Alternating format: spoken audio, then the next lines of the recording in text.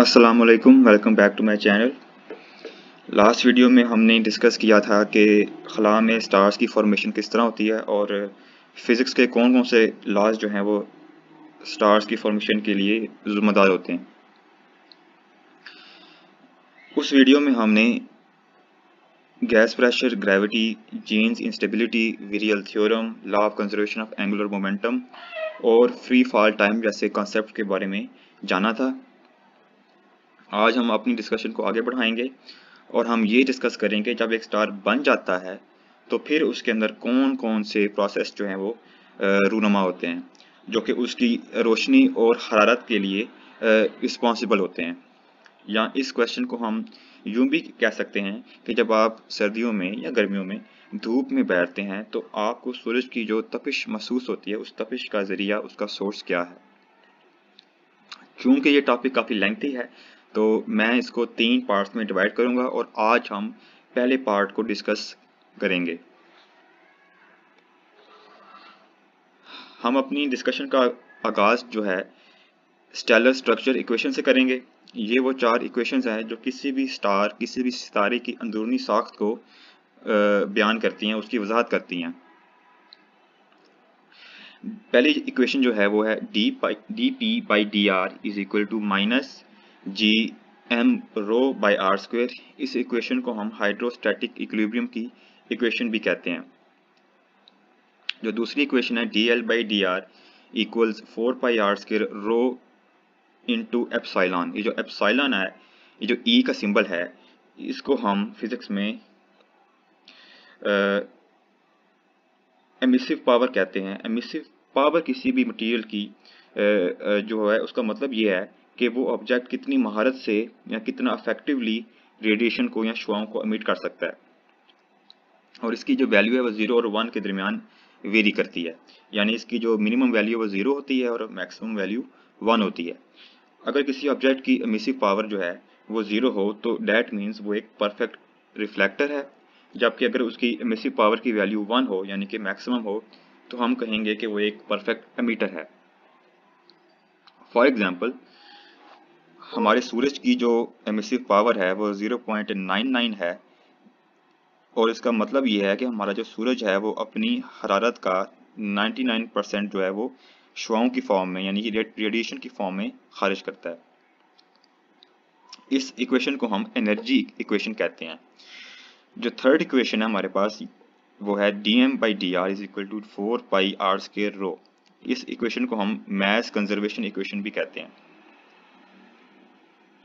The fourth equation is D T by D R equals 3L kappa rho by 64 pi sigma R square T cube. ये equation हमें बताती है कि अगर हम एक स्टार के मरकज की तरफ जाएं तो उसका टेम्परेचर किस तरह चेंज होगा। और इस इक्वेशन को हम रेडिएटिव ट्रांसपोर्ट इक्वेशन भी कहते हैं। इस इक्वेशन में न्यूमरेटर में यानी कि बटे के ऊपर आपको ये जो फैंसी सा के नज़र आ रहा है इसको हम कैपा कहते हैं। कैपा बेसिकली ये बताता है कि कोई मटेरियल कितना शफाफ या कितना गैर शफाफ है। इसको हम फिजिक्स में किसी भी मटेरियल की जो गैर शफाफियत है उसको शो करने के लिए इस्तेमाल करते हैं। इसकी जो वैल्यू वो भी 0 और 1 के दरमियान वेरी करती है। 0 मिनिमम वैल्यू है और 1 मैक्सिमम वैल्यू है। तो ये जो 4 इक्वेशंस हैं इनको हम स्टेलर स्ट्रक्चर इक्वेशंस कहते हैं। अगर किसी भी माहिर फल्कियात ने किसी स्टार का मॉडल बनाना हो अपने कंप्यूटर में, उसकी मॉडलिंग करनी हो जिस तरह हम साइंस में या फिजिक्स में करते हैं, तो वो इन 4 मसावातों के ज़रिए ही ये काम करते हैं। तो डैट मीन्स ये 4 जो इक्वेशंस हैं ये स्टेलर एस्ट्रोफिजिक्स में बहुत ज़्यादा अहमियत की हामिल हैं। इनको समझे बगैर आप कभी भी किसी स्टार के बारे में मुकम्मल इल्म या नॉलेज या अंडरस्टैंडिंग हासिल नहीं कर सकते। नेक्स्ट हम बात करते हैं हाइड्रोस्टैटिक इक्विलिब्रियम के बारे में। इक्विलिब्रियम का वर्ड जो है उसको हम अगर उर्दू में ट्रांसलेट करें तो वो तवाज़ुन के मानों में आता है। तो हाइड्रोस्टैटिक इक्विलिब्रियम ऐसा तवाज़ुन होता है जिसमें ग्रेविटी और फ्यूजन की जो शिद्दत है वो बराबर होती है। अब इसका मतलब क्या है? इसका मतलब ये है कि जब एक स्टार बन जाता है और वो चमकना दमकना स्टार्ट कर देता है, तो उसके मरकज़ के अंदर जो न्यूक्लियर रिएक्शंस हो रहे होते हैं, उन न्यूक्लियर रिएक्शंस की वजह से जो शुआएं खारिज होती हैं, उनके प्रेशर को हम रेडिएशन प्रेशर कहते हैं। अब अगर रेडिएशन प्रेशर की जो शिद्दत है वो ग्रेविटी की शिद्दत के बराबर हो, तो ऐसी कंडीशन को या ऐसी हालत को हम एस्ट्रोफिजिक्स में हाइड्रोस्टैटिक इक्विलिब्रियम कहते हैं। आप इस डायग्राम में देख सकते हैं कि जो फ्यूजन की वजह से जो प्रेशर पैदा हो रहा है उसकी जो सिमत है वो बाहर की तरफ है, जबकि जो ग्रेविटी की सिमत है वो अंदर की तरफ है। अगर दोनों कुव्वतों की, अगर दोनों फोर्सेस की शिद्दत बराबर होगी तो स्टार जिस हालत में होगा उस हालत को हम हाइड्रोस्टैटिक इक्विलिब्रियम कहते हैं। और हाइड्रोस्टैटिक इक्विलिब्रियम की जो इक्वेशन है वो यहाँ आपको स्क्रीन पर नजर आ रही है।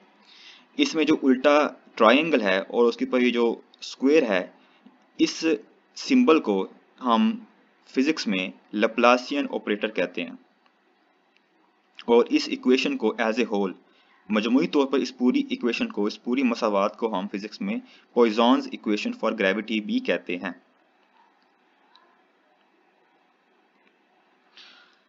जी, अब अगर हम अपने मेन टॉपिक की तरफ आएं जो कि थर्मोन्यूक्लियर फ्यूजन है। थर्मो का वर्ड हीट के लिए इस्तेमाल होता है, थर्मो मीन्स हीट। तो वो रिएक्शंस, ऐसे न्यूक्लियर रिएक्शंस जो कि हीट की वजह से पैदा होते हैं या हीट की वजह से वो चलते हैं, they are called thermonuclear reactions.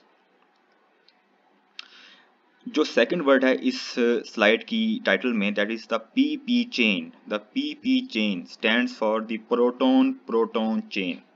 Chain कहते हैं लड़ी को। बेसिकली एक स्टार के अंदर जो सबसे ज़्यादा कसरत से पाया जाने वाला मटेरियल है वो हाइड्रोजन गैस होती है। अब सितारे क्या करते हैं? सितारे हाइड्रोजन की मदद से ज़्यादा भारी जो एलिमेंट्स हैं वो बनाते हैं, और जिस प्रोसेस के थ्रू वो ज़्यादा हैवी एलिमेंट्स बनाते हैं, जिस तरह हीलियम है, कार्बन है, ऑक्सीजन है, नाइट्रोजन है, जिस प्रोसेस के थ्रू वो हल्के एलिमेंट्स को भारी एलिमेंट्स में कन्वर्ट करते हैं, उस प्रोसेस को हम कहते हैं थर्मोन्यूक्लियर फ्यूजन। अब होता यह है कि किसी भी स्टार के मरकज़ में फ्यूजन का अमल जो है वो जारी होता है, और इसी अमल के ज़रिए जो तवानाई खारिज होती है, उस तवानाई के बलबूते पर जो स्टार है वो चमकता है, और वही जो तपिश है वो आपको महसूस होती है जब आप धूप में खड़े होते हैं। अब अगर आप गौर करें इस पहली इक्वेशन पर, तो आप देखेंगे कि हमने यहाँ पर दो हाइड्रोजन के एटम्स को फ्यूज़ अगर हम दो हाइड्रोजन के एटम्स को फ्यूज़ करें, तो इनसे जो बनने वाला एटम है उसका कोई वजूद ही नहीं है। और उसकी रीज़न ये है कि हीलियम के एटम में दो न्यूट्रॉन्स होते हैं, लेकिन अगर आप दो हाइड्रोजन के एटम्स को फ्यूज़ करें तो उससे बनने वाले एलिमेंट में कोई न्यूट्रॉन नहीं होगा। इट मीन्स आप सिंपली दो हाइड्रोजन के एटम्स को फ्यूज़ करवा कर हीलियम नहीं बना सकते। ये प्रोसेस जो है पॉसिबल नहीं है। तो इसका सोल्यूशन ये है कि अगर हमने हाइड्रोजन की मदद से हीलियम बनानी है, हीलियम भी गैस होती है और हाइड्रोजन भी गैस है, अगर हमने हाइड्रोजन की मदद से हीलियम बनानी है तो हमें हाइड्रोजन के आइसोटोप्स चाहिए। अब आइसोटोप्स क्या होते हैं? आप 9th 10th और 11th की केमिस्ट्री की बुक्स में पढ़ते हैं कि आइसोटोप्स एक वो एलिमेंट्स होते हैं जिनका नंबर ऑफ प्रोटॉन्स तो सेम होते हैं, लेकिन नंबर ऑफ न्यूट्रॉन्स जो हैं वो डिफरेंट होते हैं। अब हाइड्रोजन के जो आइसोटोप्स हमने यहाँ यूज़ करने हैं, they are deuterium and tritium. Deuterium and tritium को यूज़ करके हम हीलियम बना सकते हैं।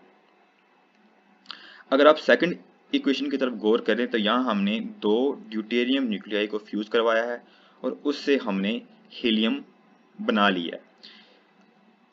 इन इक्वेशंस को सॉल्व करने का आसान तरीका ये है कि आप ऊपर वाले नंबर को ऊपर वाले नंबर्स में ऐड कर देते हैं, सो 2 + 2 = 4, और नीचे वाले नंबर्स को आप नीचे वाले नंबर्स के साथ ऐड कर देते हैं, सो 1 + 1 = 2।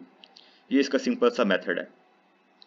यानी अगर हम ड्यूटेरियम के जो न्यूक्लियाई हैं, जो न्यूक्लियाई वर्ड है वो न्यूक्लियस की जमा होता है, अगर हम ड्यूटेरियम की न्यूक्लियाई को फ्यूज़ करवाएं तो हीलियम बन सकती है। ये हीलियम बनाने का एक मेथड है। नेक्स्ट अगर हम देखें अगर हम एक ड्यूटेरियम न्यूक्लियस को फ्यूज करवाएं एक ट्रिटियम के न्यूक्लियस से तो भी हीलियम बन सकती है, लेकिन उसमें फिर आपके पास एक एक्स्ट्रा न्यूट्रॉन होगा। ये जो N का सिंबल है, ऊपर जो जीरो सिंबल है, जीरो शो करता है चार्ज को। यानी अगर हम एक ड्यूटेरियम को फ्यूज करवाएं ट्रिटियम के साथ तो हीलियम बनेगी, प्लस हमारे पास एक एक्स्ट्रा न्यूट्रॉन बनेगा, plus 17.6 mega electron volts of energy. जो मेगा इलेक्ट्रॉन वोल्ट है, MeV, ये एनर्जी का, तवानाई का एक यूनिट है। तो इस मेथड से भी हीलियम बन सकती है। अब इससे पहले कि हम आगे चलें, सवाल ये पैदा होता है कि हाइड्रोजन के जो आइसोटोप्स हैं, ड्यूटेरियम एंड ट्रिटियम, चूंकि वो आइसोटोप्स हैं मींस उनमें न्यूट्रॉन्स तो जरूर होंगे।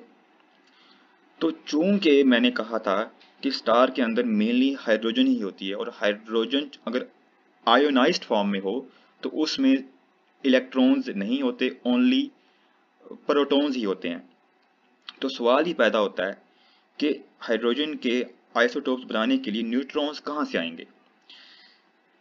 अब इस सवाल का अगर मैं जवाब दूं तो आप ये समझें कि पार्टिकल फिजिक्स में एक प्रोसेस होता है जिसको हम वीक इंटरेक्शन कहते हैं, या उसको हम बीटा डिके भी कहते हैं। बीटा डिके इसलिए कहते हैं क्योंकि उसमें बीटा पार्टिकल्स रिलीज होते हैं, बीटा ज़र्रात जो है वो खारिज होते हैं, और जो बीटा पार्टिकल्स हैं वो बेसिकली हम इलेक्ट्रॉन्स को ही कहते हैं। अब वीक इंटरेक्शन में क्या होता है? वीक इंटरेक्शन में ये होता है कि एक जो प्रोटॉन है, जो आपको इस यहाँ नजर आ रहा है, एक प्रोटॉन जो है वो चेंज हो सकता है न्यूट्रॉन में, और उसमें दो अजाफी पार्टिकल्स भी रिलीज होते हैं, पॉजिट्रॉन और न्यूट्रिनो।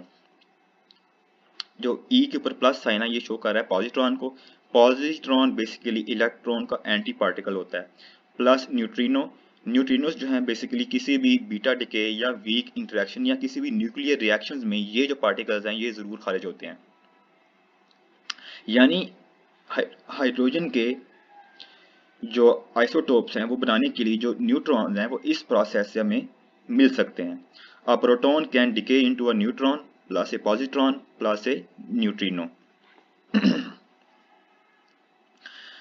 और इस प्रोसेस में जो पॉजिट्रॉन्स बनेंगे वो स्टार के अंदर मौजूद दूसरे इलेक्ट्रॉन से एनाइलेट करके रोशनी के एक जर्रे में चेंज हो जाएंगे। They will annihilate and release a photon, जिसको हम इस सिंबल से शो करते हैं। चलें, इसका मतलब ये है कि इस प्रोसेस के थ्रू हमारे पास न्यूट्रॉन्स जो हैं वो बन जाएंगे, और अगर हम चाहें तो हम दो प्रोटॉन्स और दो न्यूट्रॉन्स को फ्यूज करवा कर भी हीलियम जो है वो हम बना सकते हैं। Two protons plus two neutrons give us one helium atom. तो ये हमारे पास हीलियम बनाने का तीसरा मेथड आ चुका है। अब बात करते हैं कि हम हाइड्रोजन से उसके दो आइसोटोप्स ड्यूटेरियम और ट्रिटियम किस तरह बना सकते हैं। बात बिल्कुल सिंपल सी है। अगर आप एक हाइड्रोजन के न्यूक्लियस में एक न्यूट्रॉन भी ऐड कर दें तो ड्यूटेरियम जो है वो बन जाती है। जो ऊपर दो है ये शो करता है मास नंबर को। मास नंबर में क्या होता है? Number of protons plus number of neutrons.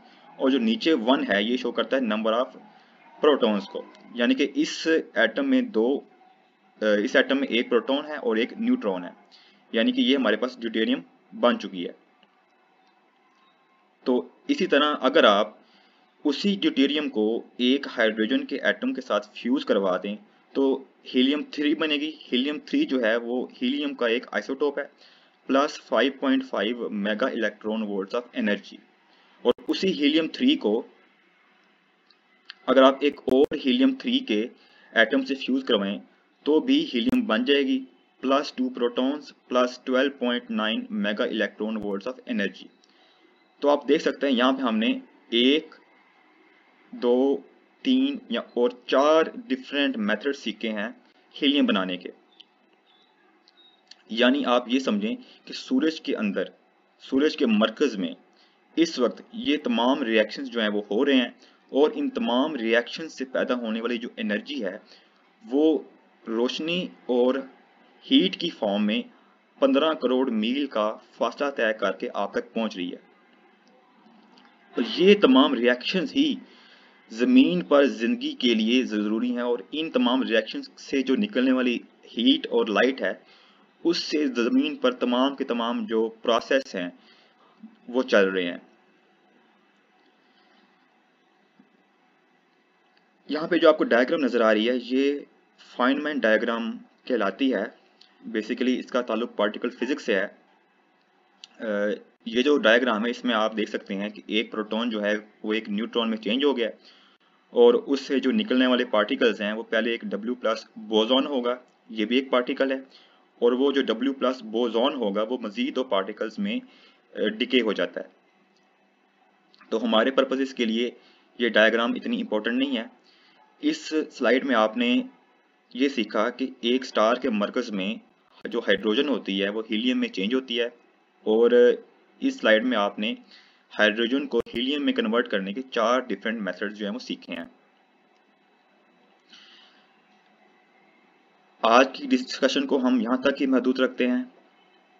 कल हम नेक्स्ट टाइम हम ये सीखेंगे कि हीलियम से ऑनवर्ड जो हैवी एलिमेंट्स हैं यानी कि कार्बन, नाइट्रोजन और ऑक्सीजन, ये किस तरह बनते हैं। तब तक के लिए मुझे इजाज़त दीजिए। अल्लाह हाफिज़।